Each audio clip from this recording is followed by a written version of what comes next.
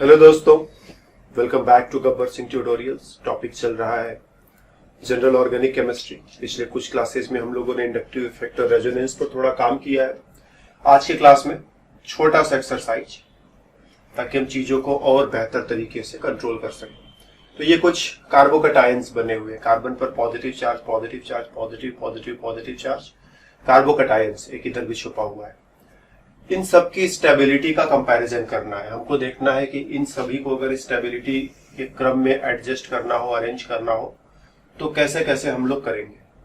Okay, तो ये ऊपर वाले 3 कार्बोकटायंस तो तुम आसानी से कर ले जाओगे। Primary, secondary, tertiary. और इंडक्टिव इफेक्ट वाले क्लास में हम लोगों ने पढ़ा है कि प्राइमरी कार्बोकटायन की तुलना में सेकेंडरी कार्बोकटायन ज्यादा स्टेबल होता है, सेकेंडरी की तुलना में टर्शियरी और ज्यादा स्टेबल होता है। तो इसकी तुलना में ये ज्यादा स्टेबल, इसकी तुलना में ये ज्यादा स्टेबल, इसमें कोई डाउट नहीं। अगर बात इतनी ही होती तो तुम जानते हो कि इसकी तुलना में ये ज्यादा स्टेबल, इसकी तुलना में ये और भी ज्यादा स्टेबल। नीचे के इन सारे कार्बोकटायंस को अगर हम ध्यान से देखें, ये सभी प्राइमरी कार्बोकटायंस। ये भी प्राइमरी है। जब भी CH2 रहेगा तो प्राइमरी ही रहेगा। एक हाइड्रोजन कम करोगे, फिर एल्किल ग्रुप वगैरह जोड़ोगे तो सेकेंडरी हो जाएगा। एक भी हाइड्रोजन नहीं छोड़ोगे, सारे हाइड्रोजन हटा करके एल्किल एल्किल एल्किल, तो टर्शियरी हो जाएगा। तो CH2 मतलब primary primary primary primary primary, ये सभी प्राइमरी कार्बोकटायंस है। लेकिन इन चारों कार्बोकटायंस में रेजोनेंस है। यहाँ नाइट्रोजन अपना लोन पेयर डोनेट करके कार्बोकटायन को स्टेबल बनाएगा, या ऑक्सीजन अपना लोन पेयर डोनेट करके कार्बोकटायन को स्टेबल बनाएगा। बेंजीन रिंग अपना पाई बॉन्ड का इलेक्ट्रॉन डोनेट करके कार्बोकटायन को स्टेबल बनाएगा, और ये भी अपना पाई बॉन्ड का इलेक्ट्रॉन डोनेट करके कार्बोकटायन को स्टेबल बनाएगा। तो अब इतने सारे कार्बोकटायंस को स्टेबिलिटी के क्रम में एडजस्ट करना है। तो सीधी सीधी बात, इससे ज्यादा स्टेबल ये और इससे ज्यादा स्टेबल ये। इन दोनों में तुलना करें, चूंकि यहाँ पर एक ही पाई बॉन्ड है, यहाँ पर 1 2 3 पाई बॉन्ड्स मिलकर के पॉजिटिव चार्ज को ज्यादा स्टेबल बना रहे हैं, इसलिए इसकी तुलना में ये ज्यादा स्टेबल है। और ये दोनों यहां पर आएंगे, मतलब भले दोनों प्राइमरी है, ये भी प्राइमरी है, ये भी प्राइमरी है, लेकिन इसमें ये जो कार्बन कार्बन डबल बॉन्ड और बेंजीन रिंग का रेजोनेंस शामिल है, इस रेजोनेंस की वजह से इन दोनों कार्बोकटायंस की स्टेबिलिटी नॉर्मल सेकेंडरी कार्बोकटायन से ज्यादा और टर्शियरी कार्बोकटायन से कम होती है। ध्यान देना, इनकी स्टेबिलिटी सेकेंडरी से ज्यादा और टर्शियरी से कम। तो अगर स्टेबिलिटी का क्रम देखना होगा तो पहले ये, फिर ये, फिर ये, फिर ये, फिर ये, सबसे कम, उससे ज्यादा, उससे ज्यादा, उससे ज्यादा, सबसे ज्यादा। ठीक, अभी तक इतनी दूर में बात करी। फिर अगर इन दोनों में बात करें, ऑक्सीजन ने लोन पेयर डोनेट किया, लोन पेयर डोनेट करेगा तो पिछले क्लास में जैसा हम लोगों ने सीखा था कि जब ये लोन पेयर डोनेट करेगा तो ऑक्टेट डिस्टर्ब हुए बिना स्टेबिलिटी आती है। अभी कार्बन का ऑक्टेट नहीं है, लेकिन जब ये लोन पेयर डोनेट करेगा तो कार्बन का भी ऑक्टेट हो जाएगा और ऑक्सीजन का ऑक्टेट डिस्टर्ब भी नहीं होगा। अभी कार्बन का ऑक्टेट नहीं है, ऑक्सीजन का ऑक्टेट है।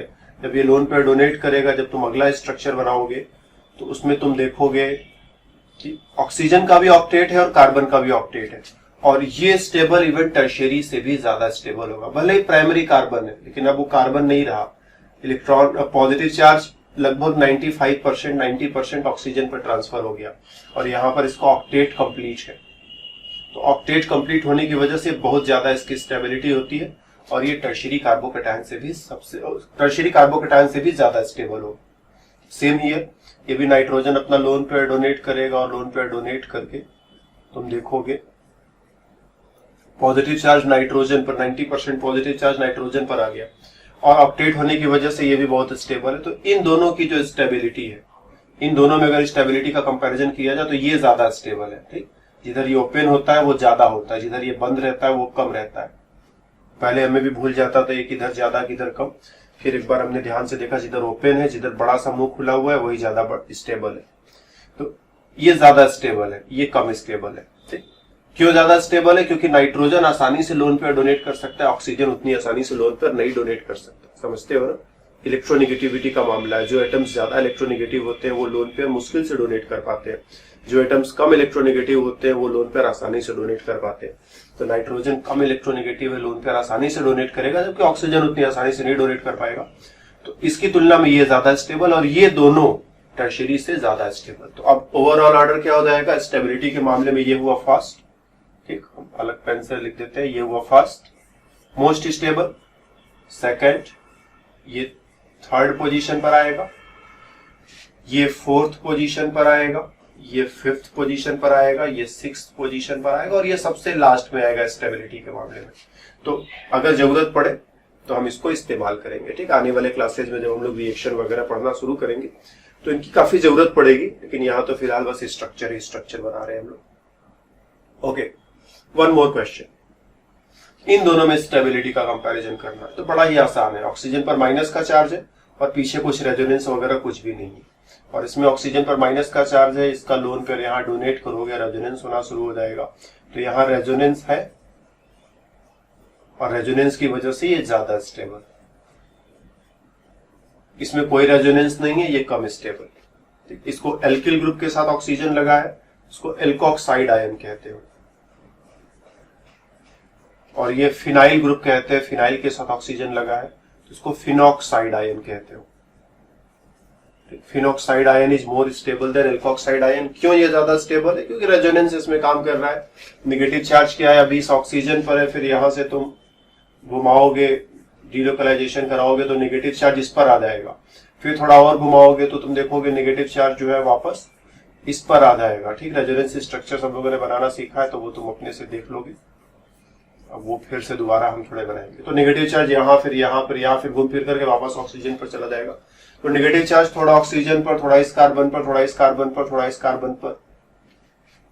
और इस वे में तुम देखोगे कि नेगेटिव चार्ज की स्टेबिलिटी जो है रेजोनेंस से बढ़ गई। नेगेटिव चार्ज थोड़ा थोड़ा इन तीनों ने उठा लिया तो नेगेटिव चार्ज थोड़ा यहाँ, थोड़ा यहाँ, थोड़ा यहाँ, थोड़ा यहाँ। जब भी चार्ज का डिस्ट्रीब्यूशन इस तरह से होता है, चार्ज का डीलोकलाइजेशन इस तरह से होता है, चार्ज की स्टेबिलिटी बढ़ जाती है। तो डेफिनेटली यहाँ रेजोनेंस हो रहा है। अगर हम स्ट्रक्चर्स तुम्हारे लिए कंप्लीट कर दें तो कुछ ऐसे स्ट्रक्चर्स बनेंगे। देखो कितनी तेजी से हम कंप्लीट करते हैं, देख रहे हो ना। तो ऐसा ही एक्सपर्टिज्म तुम्हारे साइड से भी चाहिए कि बहुत सोचना न पड़े। एक दो बार अच्छे से प्रैक्टिस कर लो, दिखने लगेगा कि कहाँ कहाँ नेगेटिव चार्ज लगाना है, कहाँ कहाँ डबल बॉन्ड लगाना है। सब बड़ा आसान होता है, लेकिन थोड़ा तुम्हारी तरफ से सीरियसनेस चाहिए।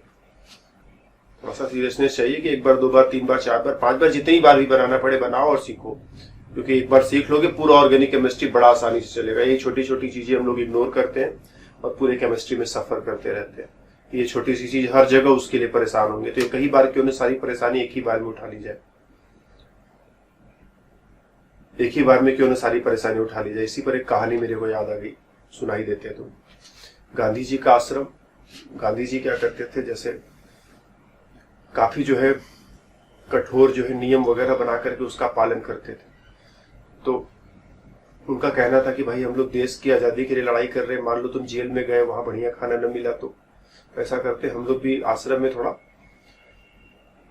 कड़वा खाना बनाएंगे और उसको खा करके प्रैक्टिस करेंगे। तो खाना सब कुछ रेगुलर बनता था, सब बढ़िया खाना बनता था, लेकिन उसके साथ एक नीम के पत्तों की चटनी, नीम की चटनी बना दी जाती थी कि भाई अब जो है खाने के साथ साथ नीम की चटनी भी खानी है।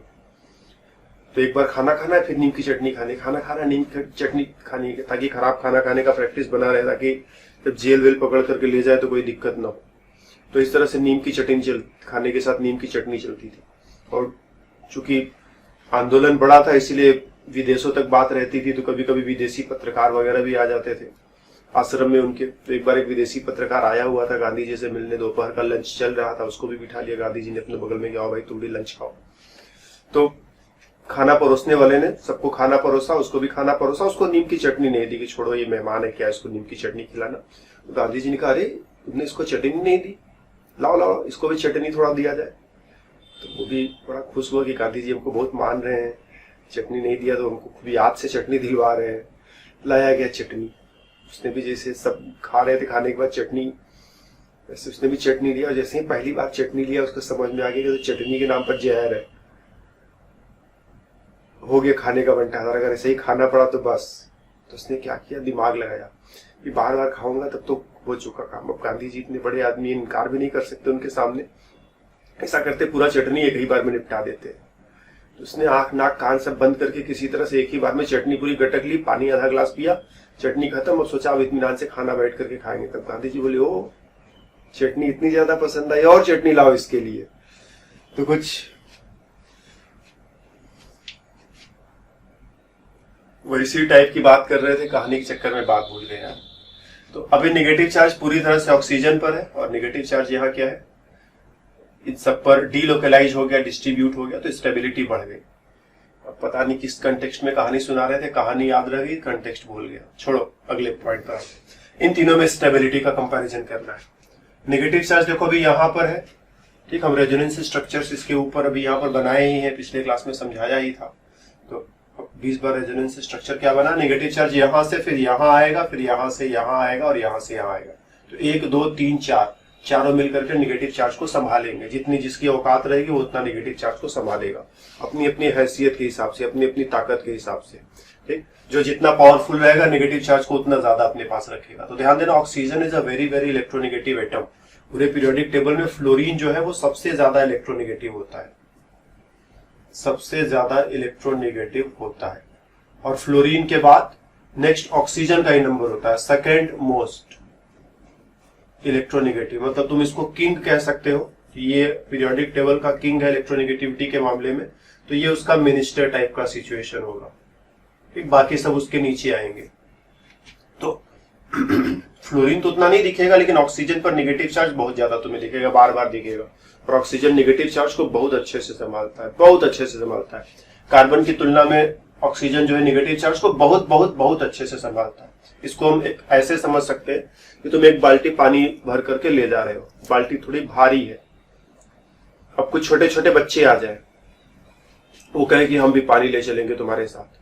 अब उनसे तो बाल्टी उठने वाली है नहीं, तुम ऐसा करो, एक एक कटोरी में थोड़ा थोड़ा पानी उनको भी दे दो, लो यार तुम भी थोड़ा थोड़ा पानी, वो क्योंकि मानेंगे नहीं। अब वो मदद करने के लिए आए हैं तो मदद करके ही मानेंगे। तो उनकी कैपेबिलिटी के हिसाब से छोटे ग्लास में या कटोरी में उनको भी थोड़ी पानी दे देंगे, लो चलो तुम भी चलो, साथ में चलो। तो उनका मदद थोड़ा थोड़ा कंट्रीब्यूशन है, बहुत ज्यादा स्ट्रॉन्ग कंट्रीब्यूशन नहीं है। तो कार्बन का कंट्रीब्यूशन यहाँ पर कुछ वैसा ही है कि इस नेगेटिव चार्ज में से कह दो 2% इस कार्बन ने ले लिया, 2% इस कार्बन ने ले लिया, 2% इस कार्बन ने ले लिया, या चलो 5% कर देते, 5% इस कार्बन ने ले लिया, 5% इस कार्बन ने, 5% इस कार्बन ने। क्योंकि कार्बन की इलेक्ट्रोनेगेटिविटी बहुत ज्यादा नहीं होती है, तो इलेक्ट्रोनेगेटिविटी ज्यादा नहीं है तो वो ज्यादा नेगेटिव चार्ज नहीं ले सकता। तो यहाँ चार्ज आएगा, लेकिन थोड़ा थोड़ा। इसमें आ जाओ, यहाँ पर रेजोनेंस होगा, नेगेटिव चार्ज अभी इस ऑक्सीजन से उस ऑक्सीजन पर चला जाएगा, और जो अगला स्ट्रक्चर हमारे हाथ में आएगा that is going to be RCOO minus double bond O। तो नेगेटिव चार्ज इन दोनों पर जाएगा, आधा इस पर आधा इस पर। दोनों स्ट्रक्चर्स आपस में इक्विवेलेंट है, जैसा ये है वैसा ही ये है, सिर्फ ऊपर नीचे का फर्क है। इसमें ऊपर वाला डबल बॉन्ड था, इसमें नीचे वाला डबल बॉन्ड है। इसमें नीचे वाला नेगेटिव था, इसमें ऊपर वाला नेगेटिव है। दोनों इक्विवेलेंट स्ट्रक्चर है। तो नेगेटिव चार्ज आधा यहाँ और आधा यहाँ। और ध्यान देना, ऑक्सीजन बिल्कुल पहलवान है नेगेटिव चार्ज के मामले में, बहुत स्ट्रांगली, बहुत अच्छे से नेगेटिव चार्ज को स्टेबल बनाता है। तो दोनों मिलकर के नेगेटिव चार्ज को खूब खूब खूब स्टेबल बना देंगे, और ये चाह करके भी कुछ बहुत ज्यादा नहीं कर पाएगा। तो ये ऑक्सीजन के नेगेटिव चार्ज को 5% लिया, 5% इसने लिया, 5% इसने लिया, मतलब 15% मदद हुई, 85% मेहनत तो इसी को करना पड़ रहा है। और इसमें क्या है, दोनों 50-50, 50% ये काम करेगा, 50% ये काम करेगा। और केवल 50% की बात नहीं है, दोनों काम करने में उस्ताद है। दो उस्ताद लोग मिल करके खूब अच्छे से 50-50% काम करेंगे तो काम खूब अच्छा होगा। तो इसकी स्टेबिलिटी काफी ज्यादा मानी जाएगी। सेम हियर, अब इसमें आओगे तो नेगेटिव चार्ज इधर भी देखो जा सकता है और इधर भी जा सकता है, मतलब नेगेटिव चार्ज यहां से यहां आ सकता है या फिर यहां से यहां आ सकता है। दो रास्ते हैं, तो इसके दो स्ट्रक्चर्स बनेंगे। एक स्ट्रक्चर में नेगेटिव चार्ज जो है वो ऊपर वाले ऑक्सीजन पर चला गया और ये दोनों डबल बॉन्ड, और दूसरे स्ट्रक्चर में नेगेटिव चार्ज जो है वो नीचे वाले ऑक्सीजन पर चला आ गया, बाकी दोनों डबल बॉन्ड। तो अब यहाँ क्या है, नेगेटिव चार्ज 1 2 3 ऑक्सीजन एटम्स के बीच में, और तीनों स्ट्रक्चर एक दूसरे के इक्विवेलेंट है, तीनों में कोई कमजोर या मजबूत नहीं है। जैसा ये है वैसा ही ये है, और वैसा ही ये भी है। तीनों की स्टेबिलिटी बराबर है, नेगेटिव चार्ज तीनों में बराबर बराबर डिस्ट्रीब्यूट होगा। 33.3% यहाँ, 33.3% यहाँ, 33.3% यहाँ। और ऑक्सीजन ऑक्सीजन ऑक्सीजन तीनों ही पहलवान है, तीनों ही एक्सपर्ट है, तीनों ही खूब अच्छे हैं नेगेटिव चार्ज को स्टेबल बनाने में। तो यहाँ पर नेगेटिव चार्ज का स्टेबलाइजेशन बहुत जबरदस्त होगा। तो अगर हम इन तीनों में तुलना करें तो इसकी तुलना में इसका नेगेटिव चार्ज ज्यादा स्टेबल, और इसकी तुलना में इसका नेगेटिव चार्ज और भी ज्यादा स्टेबल। तो बस इस एक्सरसाइज में हमने तुम्हारे लिए इतना ही। हमेशा हमारी कोशिश रहती है कि थोड़ी सी बात तुम्हें ऐसी बताई जाए जो तुम्हारे मन में एक बार जाए तो फिर कभी बाहर निकले ही ना। इतनी ज्यादा बातों की खिचड़ी ने बना दे कि फिर तुम भूल जाओ कि क्या बताया था, क्या सुना था। तो छोटा सा पॉइंट हमने कवर किया एक्सरसाइज के नाम पर, कुछ पॉजिटिव चार्जेज और कुछ नेगेटिव चार्जेज। पिछले क्लास में हालांकि स्टेबिलिटी पर बात किया था, लेकिन इस बार बिल्कुल ओरिएंटेड बात की, बस इतना ही तुम सीख लो तो बहुत दूर तक जाओगे। तो अब जो है हम भी थोड़ी दूर के बाद, मतलब थोड़ी देर के बाद दूसरे क्लास में मिलेंगे। तब तक के लिए बाय बाय।